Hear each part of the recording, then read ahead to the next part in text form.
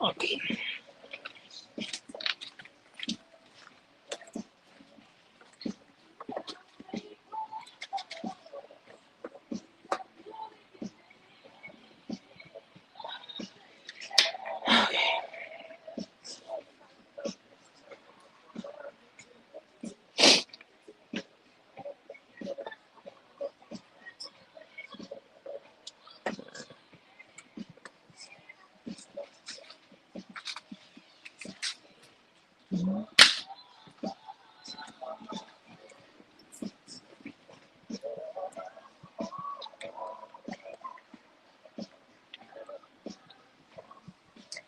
Man, this is a shot.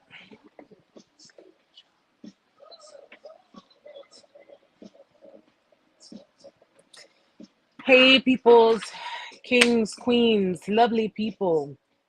Hi, Wheeler. How are you? Nice of you to make it. I'll just give it a couple of minutes and then I'll go into the introduction.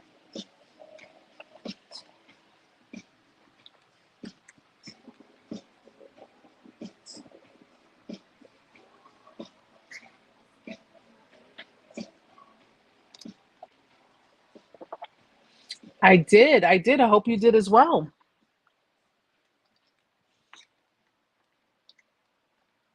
I guess different people will be coming in at different times, but I know this is going to stream, so I'm just going to get into the introduction.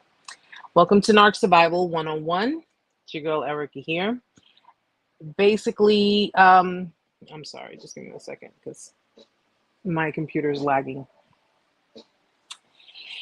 This is a weekly mental health check-in. All right, it's a weekly live. So if you are new to the channel, if you've never been to my channel, if you catch this on the stream, definitely check out some of my other content. I do check in every week for survivors and victims of narcissistic abuse. Guys, the first thing I should be mentioning actually is the website. I did set up a website for Narc Survival 101. All right. And this website is, it's a website dedicated for, of course, survivors and victims of abuse. Okay. Be sure to check it out because I'm going to be posting up blogs. I'm going to be posting up some other content over there. And this website will actually help with booking one-on-one sessions and group sessions. All right. It makes it a lot easier for you and it makes it a lot easier for me. You can sign up. So basically you can sign up for an account and you will be notified. Basically, I'm using the word basically a lot. Why? Don't know. But you'll be notified. So if you sign up and you create an account on the website, all other media, any news, any promotions, whatever the case may be, it will be automatically sent to your email. So you are the first to know what is going on. You're the first to know of updates and, of course, any upcoming sessions, or even if there's a cancellation of a session. It does happen. Okay, guys? So you can definitely go to the website. You'll notice at the bottom of my screen, Narc Survival 101 is there. And, just check it out. Let me know what you think, too. I'm always appreciative of feedback. Okay. And what else? So yeah, anyone who is new to the channel, this is a weekly check-in. I have, for those who are already subscribed, returning subscribers, welcome guys. Much love to you all. And anyone who is new, much love to you as well. Hi, Andrea. How are you, sweetheart? If you are new, definitely check out the content. There will be new content that I'm going to be posting up very soon. And, if you have any questions or if you need to contact me for whatever reason, you can email me, narcsurvival101@gmail.com. Or if you go to the website and you sign up, you can send me a message there as well. Okay? So, guys, I hope you all had a beautiful week. Please don't mind me if I'm slurring or if I'm kind of, I've been up since 7 this morning. I'm like done for. I'm done for, but I'm here. And I'm happy to see you guys here. Hi, Chantel. So there were some things that I did want to talk about actually. And it's interesting because this whole week has been I've been so consumed with work. I've been so consumed with a lot of different things, but never too consumed to talk about, important things, important matters. And I actually did a TikTok on Wednesday or Tuesday, Wednesday, and it was actually a very good TikTok live. It was, we were talking about a lot of different things, and of course on TikTok there are people, a lot more people who join the chat rooms and the lives, and who have, like, a lot of questions. But one of the things we were discussing was narcissistic collapse. And I wanted to discuss that as well. Well, here, I wanted to discuss that here because, I think it's important that we understand narcissistic collapse, even though it's not something that maybe not many people would, understand, or, really truly have. Let's just put it this way. People are, especially victims of narcissistic abuse, they tend to think that narcissists don't endure certain things. And they tend to think that, well, if the narcissist discarded me, they're looking happy. They seem to be enjoying themselves. They're doing their own thing. And I always explain this, and I'm going to continue to explain it. It's all a facade. All right. Everything is for show when it comes to someone like this, simply because they have to uphold a certain type of image. Okay. They have to uphold a certain type of image. Narcissistic collapse, in layman's terms, and if you guys haven't already heard it, I do have a video and audio on narcissistic collapse on the channel. Narcissistic collapse is pretty much like the depression stage for a narcissist. And this particular stage is primarily due to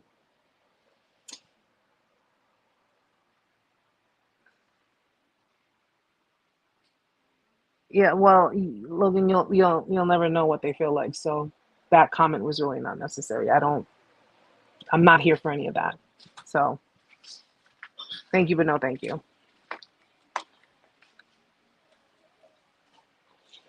Anyway, my apologies. Narcissistic collapse is basically considered the depression stage for a narcissist, okay? And this is primarily due to lack of supply. So if a narcissist is losing their supply, it's primarily because people are starting to see through their facade. They're starting to see through their mask. And of course, survivors are speaking up more about situations. They're speaking up more about their experiences in dealing with a narcissistic person. So if survivors are pretty much giving the indication of the abusive behaviors that a narcissistic person has performed on them, with people starting to see certain things, because listen, when it boils down to a narcissist, their stories usually change up a lot. They're unable to hold up that facade very long. They're unable to maintain that image that they have portrayed for everybody to see. In this case, with narcissistic collapse, it's pretty much a really big swing to their ego. So in your relationship, dealing with them, and guys, this could be your family, it could be your friends, it could be your your ex-lovers. I was explaining to everybody in the other live that you may not realize it, but during your relationship, you were also experiencing periods and stages of narcissistic collapse. A narcissist's ego is very fragile. Though it's very big, it's very fragile. So in the interim, let's say, for example, in the interim of your relationship, you were not as complimentary as you always used to be, right? Or you weren't giving them the kind of compliments that they were looking for. And if you notice, in the interim of your relationship, there were certain behaviors. Maybe they got a bit aggressive, or they got upset, or they felt hurt by whatever situation it was. Little periods of narcissistic collapse seep through your relationship. The full and complete collapse is when everything is pretty much crumbling down for them. Okay. When a narcissist is going through narcissistic collapse, they're basically going through the motions, and it seems similar to what a victim of narcissistic abuse goes through. But I want you guys to understand something, especially for those who are not familiar with, narcissism, or how this whole thing rolls. It should not lead you to believe or think that narcissistic collapse sounds a lot like something that I went through. Maybe I was the narcissist. No, no. Okay. So if ever you are thinking like that, or if ever you were thinking like that, just get the thought out of your head as fast as it went in there. Okay. When they're going through collapse, they're pretty much going through stages. So the first stage is they're experiencing isolation. It's kind of like regressing, right? So because they don't have the supply that they want, or there is lack thereof, they go into isolation and they pretty much isolate themselves from the outside world. This again is their depression stage. Now they're left to, and forced to face themselves. They have to be with themselves, by themselves. And a narcissist having to face their own demons or face themselves in the mirror, it's not a pretty sight. It really isn't a pretty sight, because now they're basically seeing everything. They're seeing their flaws, they're seeing their inadequacies, they're seeing their inner turmoil, they're seeing their problems, their issues. And even though they won't admit to anyone else that they have issues, they have flaws, they have problems, they will. Hi, Queen of the South, how are you, sweetheart? They will sit there in their own they'll sit there in their own misery, feeling sorry for themselves, sitting there playing the victim. Okay? They become very moody, they become very agitated. So even though you're not there to physically experience it, because remember, if you discarded them and you completely shut the door on them and they have no other supply to fall back on, they will more than likely go into narcissistic collapse. It could be the other way around too. They could have discarded you and, thinking they would be able to get whatever supply it was that they wanted. If it didn't work in their favor, if it didn't happen the way they wanted it to, it can still happen. But though you're not there to witness it yourself, these are the things that they go through. So now the other people who are in their lives, it could be their friends, it could be their relatives, it can be, oh, thank you, honey, thank you. It could be their friends, it could be their relatives, it could be other people who decided to stick around with them for whatever reason, whether they are, like the narcissist, or they're just simply enablers of the narcissist. And let me explain something to you guys.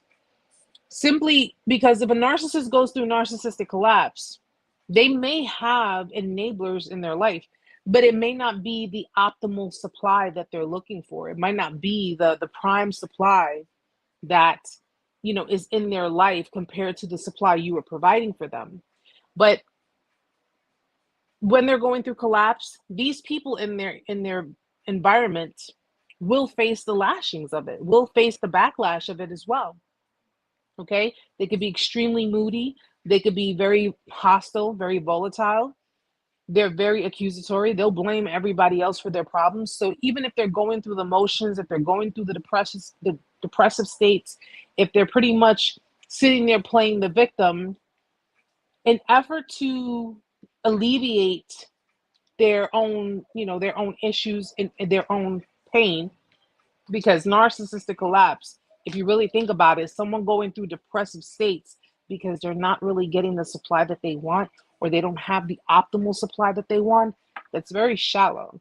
It makes absolutely no sense. But they can, project onto other people within their environment.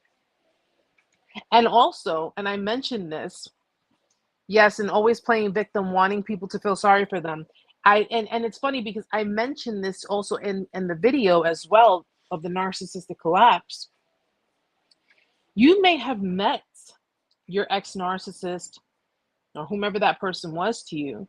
You may have met them while they were post-collapse, meaning that once they've gone through the motions and they, now it's time to find new supply. Now it's time to go out there into the world and, try to get someone else. Because remember, narcissistic people, they can be very codependent people. They can't see themselves as being alone. They don't like to be alone. They don't like to feel abandoned. Okay. A lot of you, and I'm gonna bank on this. A lot of you probably have met your narcissistic exes post collapse, like right after the collapse. A lot of you probably met them where they were seemingly confident, but not overly boastful. Because, at the end of the day, who likes egotistical people? Who likes someone who's very boasting and just, you know, I'm the shit, I'm special, I'm this, I'm no. So you may have met them during that time where they felt down and out because of the collapse. And, they may have given you the impression that, oh, I'm no one special. I'm no one special. I'm no one great. And, deep down inside, that's their true feelings about themselves. But they utilize that to gain sympathy, to gain empathy from other people, to get complimented, to, so you can boost them up. You can boost up their ego. You can boost up their so-called confidence.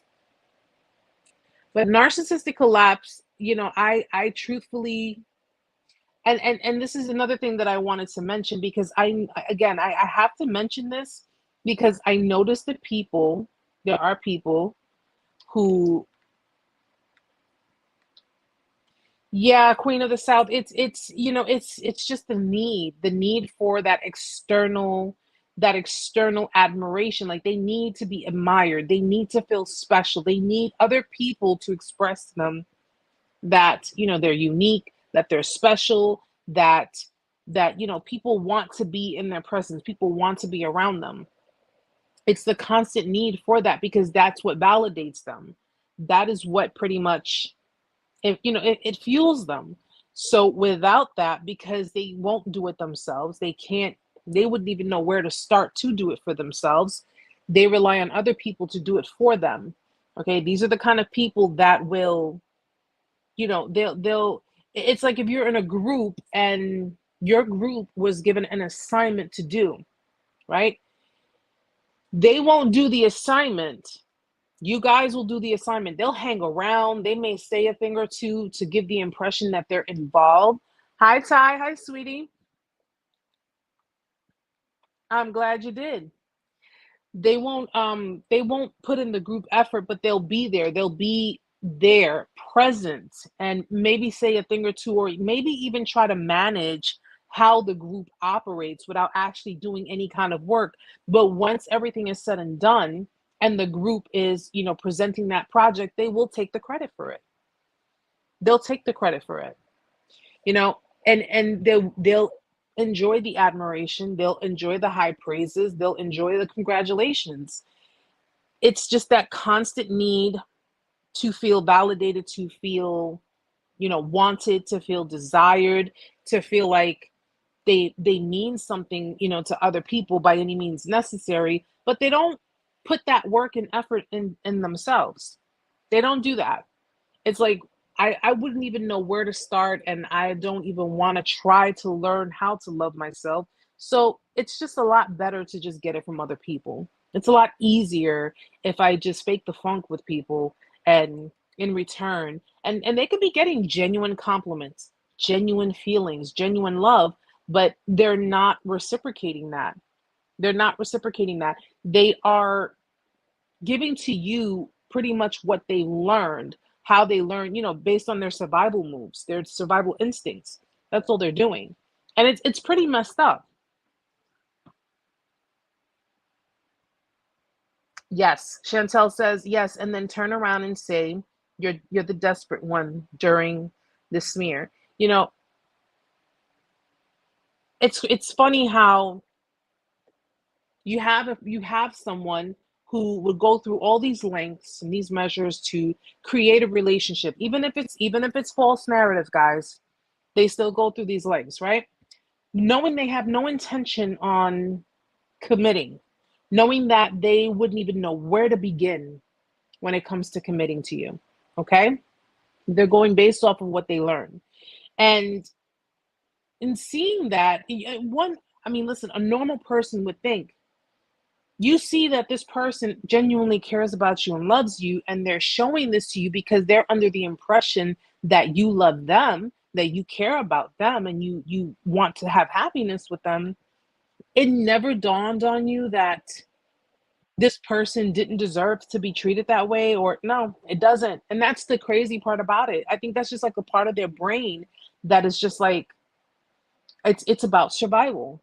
That's all it is. It's about survival. And when it comes to, just like she said, when he was hold on, I'm sorry, let me just go back and, okay, yeah, when turn around and say that you're desperate, you're the desperate one during the smear. That's interesting. And it's usually because during the discard, when the discard hits, we usually talk pre, we talk post, let's talk during. Okay, during the discard, you know you are they're interpreting your need and your want for clarity, your need and your want for some form of closure, something to at least close the door and the chapter. They are interpreting that, and they are pretty much flipping it around and telling people, possibly showing people, because listen, everybody's different, guys, but I'm pretty sure a few of you have had a narcissistic ex who probably showed your text messages to other friends or other people like, hey, look, see, this person's desperate, this person won't leave me alone, this person is obsessed with me. And maybe during your discard at that time, you were messaging them. You're trying to understand. It's because you're in that state of confusion. You're in a fog. So you're trying to understand. I'm trying to understand what the hell is going on here. They're taking everything that you do, going to other people, and pretty much implying that you're desperate, you're obsessive, you won't let them go, you won't let it go. But the reality of it is that they're not telling these people that they're breadcrumbing you, or they're confusing you, they're gaslighting you. They're not telling these people that. They're sitting there showing your messages like, look, I broke up with this person and they won't let me go. I broke up with this person and look, they're harassing me. They're constantly messaging me, and some of them, and it's a pretty shitty thing to do, and even more shitty thing to say, but some of them, more than likely joke about it. They joked about your pain. They joked about, because I mean, come on, they didn't care about what you were feeling at the time when you were going through it. They didn't care about, your emotions. If you were upset, if you were crying, if you were angry, they didn't care. And I want to say this. I have to say this, guys, because I'm gonna tell you right now, I'm not a kumbaya kind of person. I'm really not. Okay. I'm not gonna sit here and tell you, don't be angry. You shouldn't utilize anger. You shouldn't be angry because angry doesn't bring positive thoughts. Let me explain something to you. And if I believe in God, and I'm pretty sure you believe in God, a lot of you believe in God. God gets angry too. Okay? God gets angry too, which is why he unleashes his wrath on quite a few people. Okay? God does not like haughty, prideful people. He does not like that. He's made that clear. Okay? I think in fact it says he hates he rebellious people, people who walk with pride and ego and arrogance, because what happens? What happens? Before the fall comes pride, right? Before the fall comes pride. These people walk around with so much pride, arrogance, and egotism, and it's ridiculous. And they convince you, they convince other people that it's not arrogance. It's not them being, coming from a place of their ego. It's simply, all of you do not want to understand me. I am so special. I am so unique. I am so different. And people criticize me because they hate me, or they're jealous of me, or they simply don't understand me. They don't understand where I'm coming from. They don't understand. And as many of you who have gone through these motions, these issues with people like this, whether it be in your family, in your marriages, in your relationships, in your workplace, even in church, as many of you who have gone through this, you have every right to be angry. You have every right to be upset.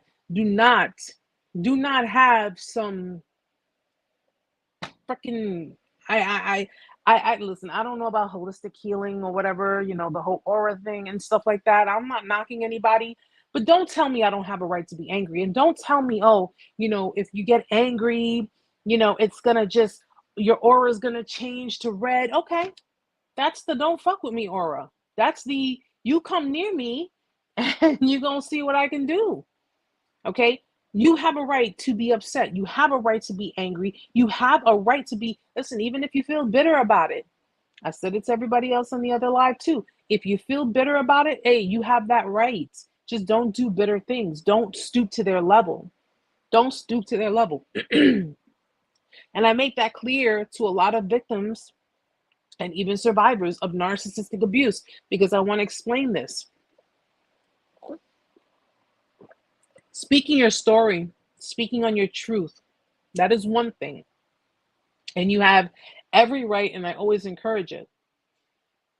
But do not stoop to their level. And by stooping to their level, I mean, don't sit there and berate them. Don't sit there and, and slander them. Okay. You don't sit there and say, my ex-boyfriend, John Doe, at 123 Mockingbird Lane, who drives the silver Honda Accord, parked down the block and everything, because you're just pretty much giving indication of who the person is. You're revealing their identity. You're doing all of these things.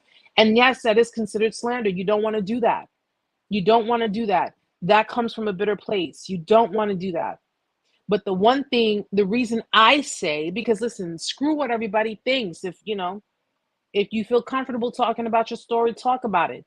But nonetheless, you feel the way you do, you have every right to speak on it. You have every right to be pissed off. But nonetheless, they have a mental illness. It's still an illness. And that illness can project and it could cause severe narcissistic rage.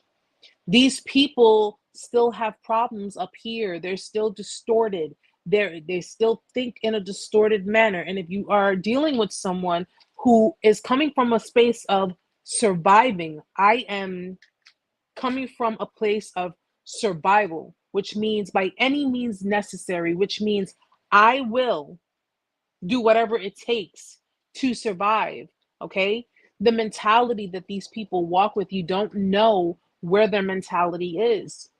And often I've seen victims, I've seen, even some survivors, I've seen them posting up things online. And it's like, I get it, but at the same time, you can't just sit there and just, go off and rant and go off at the mouth and say, hi, Riri, hi, sweetie. You can't go off at the mouth and, and really sit there and do all kinds of, antics, because a lot of it that I see online, a lot of it's antics. Okay. When I speak on my situation, well, that happened years ago, but it still helps survivors till this day. When I speak on my situation, I don't sit there and, just completely slander him and shame him and say, listen, if he feels shame, that's because he has to live with his own choices. He has to live with the actions. Not me. I've dealt with that already. I dealt with my pain. I dealt with what I needed to. But to sit there and just, call them names, like I said, berate them, belittle them, insult them, just do all types of things that is really not necessary, is antagonizing.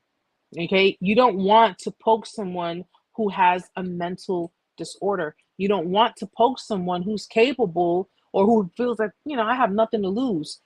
You don't want to push them into a state of, I drew my last straw.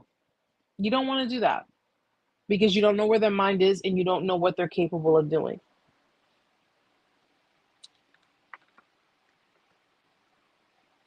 It took me 2.5 years to finally go to the restaurant near the place my ex treated me horrible. I'm so proud of myself. I went to the restaurant with my parents. That's awesome, Sky. That is awesome. I know it's hard, especially, post discard. It is hard to go to places, And this is part of the PTSD. This is part of the trauma, the trauma bond that you've experienced. You did suffer, bad trauma with it. Part of the things that a lot of us do when we are enduring PTSD, excuse me, I'm getting the hiccups. When we're enduring PTSD, we avoid places, okay? You avoid going to certain places because it reminds you of the trauma. You avoid going to, or being around people. You avoid being around certain people or doing certain things because it brings you back to that traumatic experience. And people, listen, a lot of people say, oh, well, how can you experience PTSD from being in a relationship? You don't experience PTSD from being in a relationship. You experience PTSD from being in an abusive relationship. And it does not only mean physically abusive. Okay? It's not limited to physical abuse. All right? Emotional abuse, psychological abuse, verbal abuse, abuse of finances, abuse of power. Those are all liable to cause you some form of PTSD, because when you have a betrayal, being betrayed by someone that you trusted, being betrayed by someone that you never would have thought would have ever done anything like that to you, it causes you to really clam up. It causes you to guard up. You're completely guarded, and you are to the point where you don't want to be around anyone. The things that you used to do, you can't even do them anymore. The places you used to go, you can't even go there because you created memories. You created these moments with those people. And now, what are you going to do? What are you going to do? So it is common. Post discard, it is common, especially if you are in your healing stages. It's very common to avoid places. It's very common to stay away from certain areas. Trust me, I've done it myself. I avoided places for a couple of years until I just got sick and tired of avoiding places, because I'm like, what else is there? What else is left? Nothing. Nothing. Okay? If I'm gonna run into the person, I'm gonna run into the person. I don't have to talk to the person. I don't have to interact with the person. I don't have to say anything to that person. Okay? Anyone who knows that person, you don't have to talk to these people. You don't have to interact with any of these people. You don't have to do anything you don't want to do. But I get it. Avoiding makes it easier because you're not being brought back to that experience.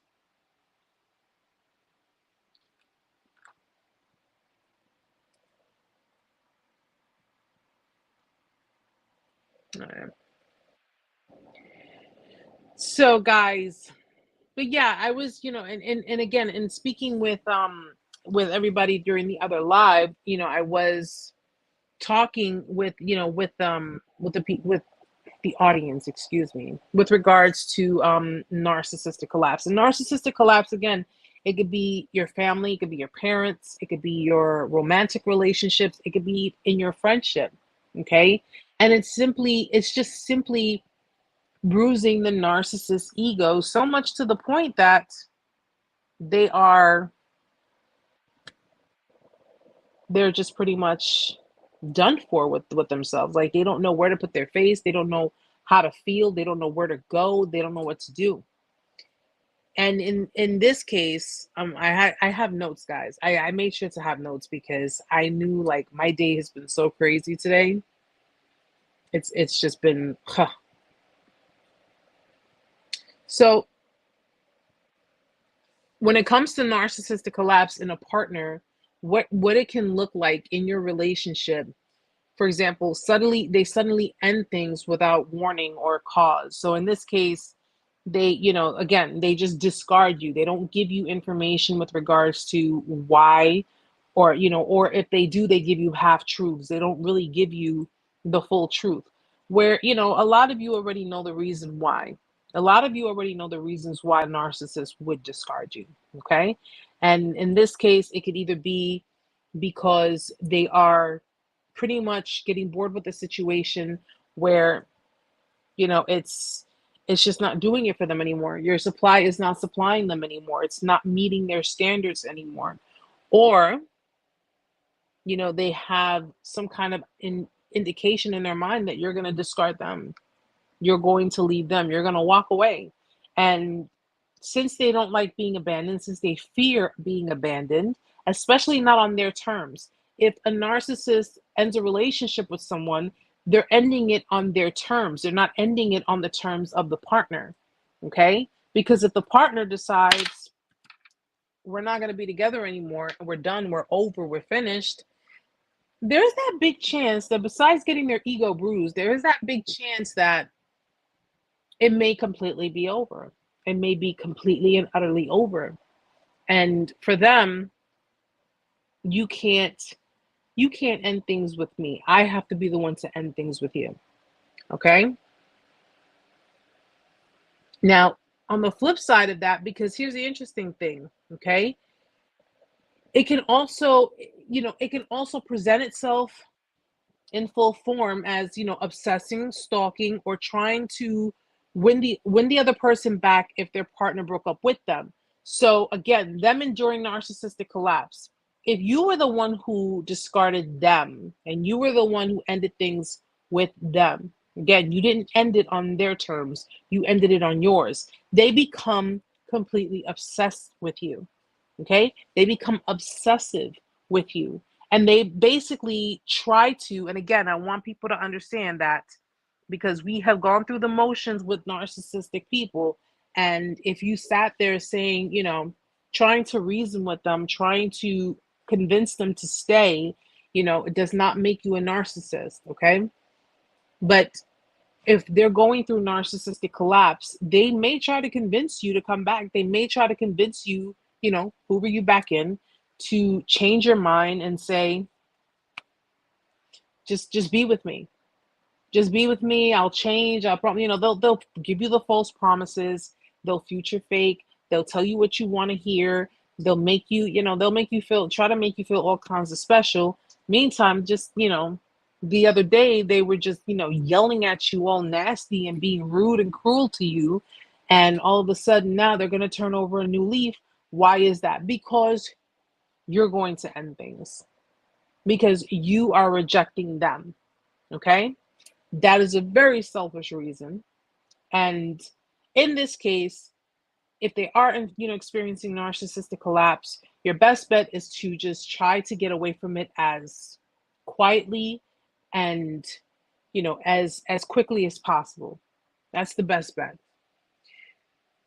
Now, an example of narcissistic collapse in a parent. Okay, this is pretty much where the children go against the grain with their parents. And it could be something small, guys. It could be something really small. Your mom could have cooked dinner and you're like, no, I don't really want to eat, or I'm not hungry, or, I'm not, trying to eat your food, or whatever the case may be. Simply because you rejected something that they've done or something that they said, or your beliefs and their beliefs don't match up, or you're going against the grain with them, that can instill narcissistic collapse in your parents. All because you went against the grain, or because you're not in agreement with them. Okay? That makes absolutely no sense. It's like, okay, you're going to break down, you're going to shut down, you're going to feel some kind of way simply because I don't agree with your beliefs or your core values. I don't believe, or I don't completely or at all agree with you. It can happen. It can happen. And with the parents, narcissistic collapse, with any narcissist, you get temper tantrums. You get tantrums. When you're not feeding into them, when you're not giving them what they want, when you're not complying with them, they start to throw tantrums. And that's exactly what children do, right? They throw tantrums when they don't get what they want. Yes, Wheeler. No wonder they want multiple supply. They need supply. Listen, think of a supply room, right? Think of a restaurant. They have a supply room. What does a supply room have? It has extra of everything, right? extra flour, extra sugar, extra eggs, extra this, extra that. That is simply what they want. They want, again, narcissists want the benefits of a relationship, but they don't want to put in the work. They don't want to put in the effort to sustain and maintain it. If a narcissist can come to you and say, listen, all I want is sex, all I want is your attention, all I want is money, all I want is this, all I want is that. If they can honestly come to you and say these things to you without you possibly rejecting them, they would not go through these trouble. They would not go through these lengths. They won't go through all of this trouble. But because they can't tell you that, and because of the fact that you would reject them, they have to. That's in their mind. I have to go along with this in order to get what I want from you. Someone posted up on Instagram, and I might repost the video too, where people were like, well, how is a narcissist created? Where does a narcissist come from? And it was a prime example. And I kept telling this to people, but of course, people tried to go against the grain with it. I explained to them, it starts at a very young age. It starts in the home. It starts in the home, okay? When you have narcissistic parents who don't tend to the children's needs, the children basically have to tend to their own needs. They tend to the children's needs if the children are supplying the narcissistic parents' egos, okay? But because they don't tend to the children's needs, there is a blockage, there's a wall. There is a wall there that creates that barrier. And over time, it's pretty much now the child has to go into survival mode because the child has to fend for themselves. They have to fend for themselves emotionally, psychologically. They have to fend for themselves, and I mean, once they reach a certain age, but as if they're children, the parents will perform basic duties. They'll perform basic duties for the kids. They will not supply them with emotional connection, mental health. They won't supply them with any of those things. And over time, depending on the type of narcissistic parent that these kids have, that determines the type of narcissist they become. So if you dealt with someone who was extremely toxic and extremely verbally abusive, possibly physically abusive, possibly, constantly putting you down, or constantly, showing insecurities, jealousy is a form of insecurity.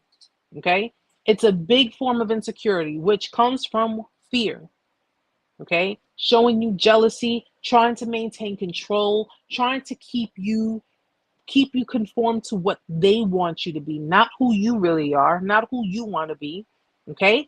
That is more than likely the type of narcissistic person who was raised by very toxic parents. More than likely there was abuse going on in the home, physical abuse going on in the home, put downs, let downs, infidelities, you name it.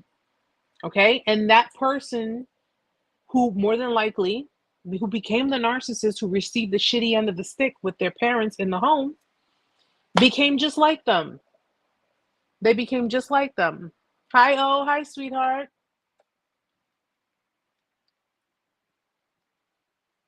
Let me see. And that's pretty much, and over time, so every relationship they get into, everybody they come in contact with, everybody they've ever used, everyone they've ever lied to, everyone that they've ever, brought down to their knees until they could take no more, it was all coming from a place of survival. It's either you or me. And at the end of the day, I put myself first. And that's what they do. And honestly, I'm so sick and tired of hearing people say that hurt people hurt people. I'm like, I'm still beyond sick and tired of it. I truly, truly am. Okay. Hurt people, no. Hurt people, some hurt people choose to hurt people. Okay. Some hurt people choose to hurt people. None of this bull crap about, oh, well, hurt people hurt people. I don't want to hear that. I don't want to hear that. Okay. Because at the end of the day, you are well aware of your actions. If I could take accountability for sitting here and enabling what went on, and I can say, something, I did enable these behaviors because no, there was no gun put to my head. Yes, I could have left at any time, but am I truly at fault for wanting to save someone, or for wanting to help someone, or for wanting to show someone that, it doesn't have to be this way? When people say hurt people, it just pisses me off, because it's like, yo, something? Go through go through the experience. Go through the experience, okay? Walk in on your spouse sleeping with somebody else, or walk in on a day that your narcissistic partner is having a really shitty day and decides that they want to use you as their punching bag, okay?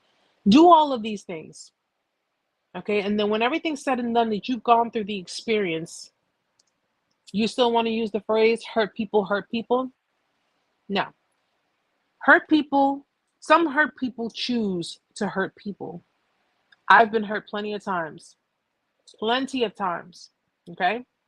I've been left for, I've been cheated on, I've been physically abused, I've been sexually abused. I have been through a lot in my life, and I'm going to tell you right now, okay?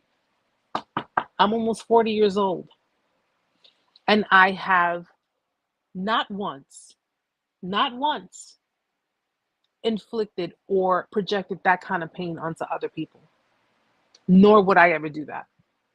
So I don't need anyone sitting here telling me hurt people, Erica. I mean, it's a part of life. Hurt people. No, that's bullshit. That's bullshit. That's just another excuse, another way to say, well, this person was a victim too. This person was a victim too. This person was a victim too. So what does that say about all other victims? What does that say about all of the victims? All the victims who chose not to do what these people chose to do. What does that say? You can't use that excuse. You simply can't. And I think that's one of the reasons why it really encourages me and it pushes me to stand my ground. It really just pushes me to stand my ground, to believe that I could sit here and believe hurt people, but then that means that I would go back into the same type of relationship, the same type of situation, because hurt people. Shit happens. That's part of life. It's bullshit. It's bullshit. Exactly. Because I don't walk with the whole hurt people. Listen, abusers were once victims. Yeah. Yes. I understand that too. I agree with that. Abusers were once victims, but they still chose to become abusive, because victims were victims of, of childhood trauma. We're talking the type of trauma that some people might not even understand. Okay. There are other forms of childhood trauma. It's not just, codependency and, oh, my parents didn't hug me enough, or my parents didn't validate my feelings, or didn't tend to my needs. No, you have a lot. But these same people who have gone through these experiences, who are now probably to this day, going to therapy just to try to heal that trauma, they don't walk around projecting that, what they have gone through on other people. Okay. And if they do, they've made their choices. So just as much as, hurt people, and abusers were once victims and all this nonsense, guess what? They still made choices. When someone disrespects you, right? They're saying something to you just completely and utterly disrespectful. It's coming out of their mouth. They're saying it to you, okay? Right there in the moment. And then don't apologize for what they said to you. Okay? So when you see them again and you choose not to associate with them, you choose not to say anything to them, and they're like, "Oh, what's the matter? You don't know me anymore? I mean, what?" And you're like, "No, you were completely disrespectful to me the other day. How was I disrespectful towards you? I wasn't aware I was being disrespectful towards you. Are you serious? Are you serious? You cursed me out, but you weren't aware that you were being disrespectful. It's bullshit. It's bullshit.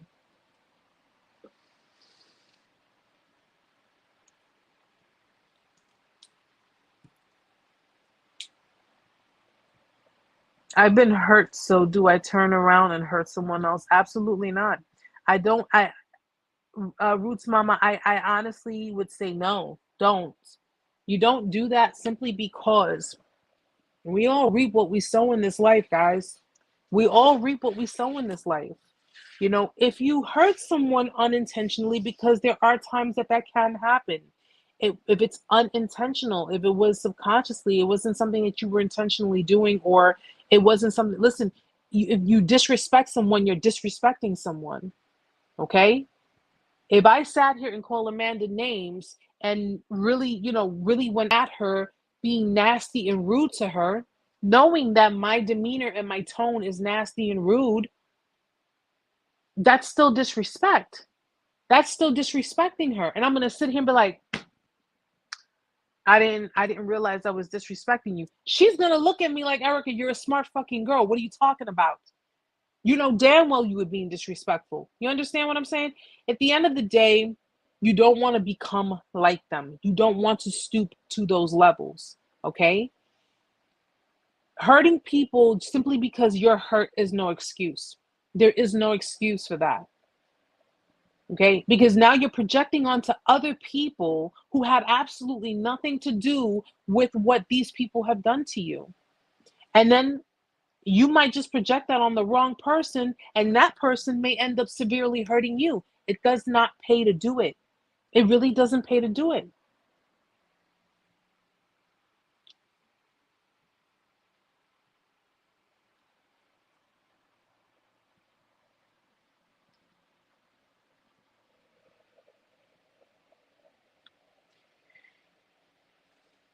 And you guys already know, I mean, all of the basics of everything. It's in the end, it just doesn't pay to hurt other people. It doesn't pay to make other people pay for them, the choices, the clear-cut choices of other people from your past. And it does not, the fact that they were once victims, the fact that they were, abused or what have you, there is no excuse for it. Because if that excuses people who have, projected these same abusive behaviors onto other people, what about the actual victims who've gone through the same thing and haven't done anything? They haven't done that to other people. They're still trying to love like their heart was never broken. They're still trying to meet someone who they could just share a life with, as if their heart was never even torn out and ripped apart. What about those people? So, no, we don't make I'm not making excuses for anybody, and I'm not going to sit here and agree to the terms and ideas that, oh, hurt people. That's just part of life. That's just the way it is. What are you going to do about it? No. No, I can't live with that notion. I won't live with it.